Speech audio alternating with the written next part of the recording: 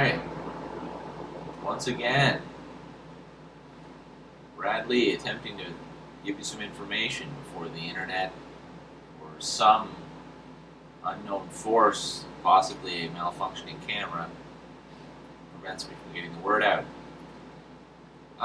Anyway, finishing what I was saying about DigiNotar.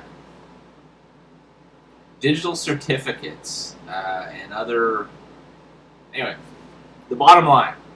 You would assume that the internet, would be run in a highly professional, highly secure manner, as befitting its importance and all that. But instead, it's it's like anything. It's run by sort of a ragtag collective, some government stuff, some private stuff. It's a hodgepodge. It's a complete fucking hodgepodge. So, anyway, but again, that's what makes hacking possible. That's what makes like some other another article was saying here. I think it was another article I had. It was a bunch of different stuff. Why does this not exist yet? All right, nothing in particular saying it, but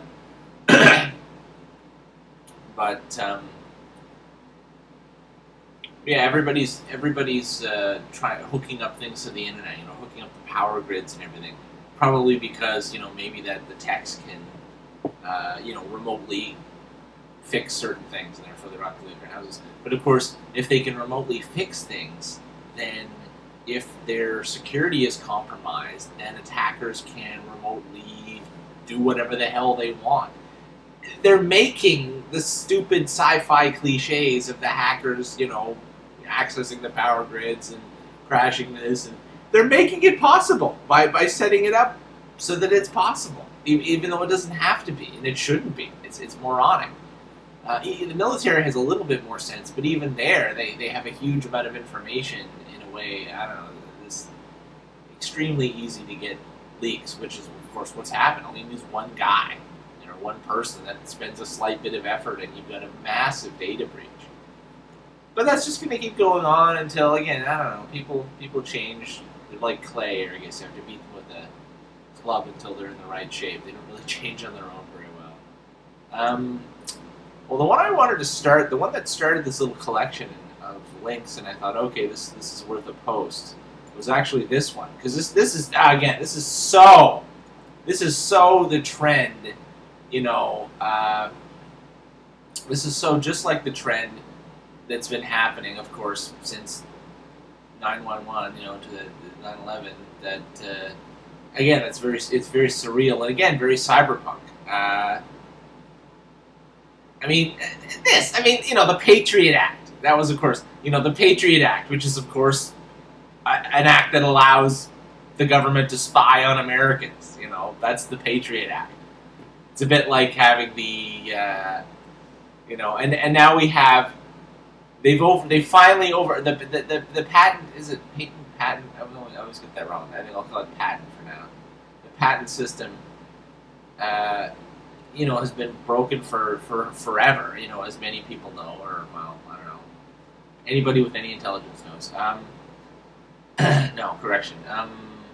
Anyway, I can't think of the right term there. Anyway, a lot of people are aware of that amongst the intelligentsia. But now they've passed, what is this? It's the America Invents Act.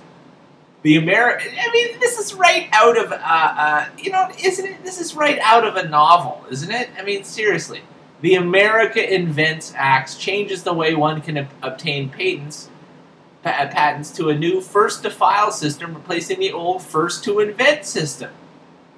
I.e., who cares who really invented it? I was the first to actually file the paperwork. Straight up, they're not even trying to confuse the issue. Isn't that just 1984? Almost got halfway there. Anyway, but isn't that just, again, like, it's almost, The move is seen as a way to curtail wasteful court disputes where warring parties fight over who invented what first. I mean, we could change the legal system too. Why, right now we have, wasteful court battles over who's guilty and who's innocent. Why not just change it to a simple who pays first and in the largest amount to the judge? That'll clear up years of backlog. And that's effectively what happens anyway. So just cut it. Call it the America Loves Justice Act. That will probably be passed in the next 10 years or something similar. That's what gets me. It's not that we're living in the future. It's that we're living in fiction. You know what I mean? Like, everything since, everything that I've experienced in my life, most of it to me feels like fiction. That's why I have a hard time interacting with the world. It seems very real to most people. But the world doesn't seem very real to me. It seems very, it's real, it's intense and all that. I'm not denying, it's basic reality. But as far as human society and everything, meaning and what's supposed to be going on and what I'm supposed to believe and think and, all that, it just seems like a big movie. And man, do I look pixelated and digitized right now. I don't know if that's going to actually carry through in the actual recording. Don't know what's wrong with my camera, as usual. Now that I actually want to use it, it's not working. Anyway, yes, life, perversity. So, anyway, yeah, life has seemed like a big movie. I mean, in the 80s, everything was pretty artificial. The 90s took artificiality to a new standard. And then, 9/11, and reality was launched into total fiction. You had a decade where every headline coming out of the United States, to me, seemed like, again, punchlines from a dystopian future novel. It's like, we were attacked by a bunch of Saudi Arabian terrorists, therefore let's attack Iraq. And everybody knew that this was all a lie. It was all talked about in the paper at the time. I mean, it wasn't that it wasn't unknown. I don't want to rehash all the politics of it, but everybody knew, it was a known fact that most of that was bogus. And yet, like, whatever. You still got Bush up there next to Obama, bowing his head in a moment of silence. Not that he was behind the attacks or anything, but anyway, it just seems bizarre. The whole thing's bizarre. But so anyway, what started me on this thing here was the patent thing. What have I got? 3.5 minutes. Okay, so another 2 minutes really. So this just strikes me as like when they start being this blatant, basically. You know what I mean? When you start passing things called the America Invents Act, or the Patriot Act, like things that have the exact opposite spin from their title. I mean, that's not a new thing, but I mean, it's just at a level of blatancy on these bills that are very important. So,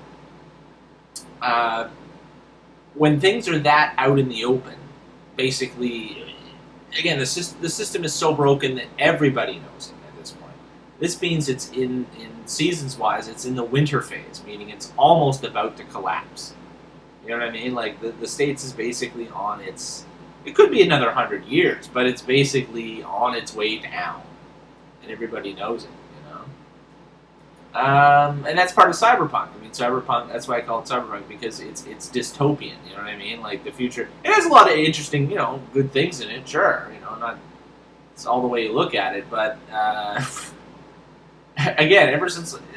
My entire life, ever since I've been born, I mean, the amount of good news... There hasn't been a lot. The internet is one of the big ones. Information superhighway. Information superhighway. Information superhighway. It actually turned out to be worth all the hype.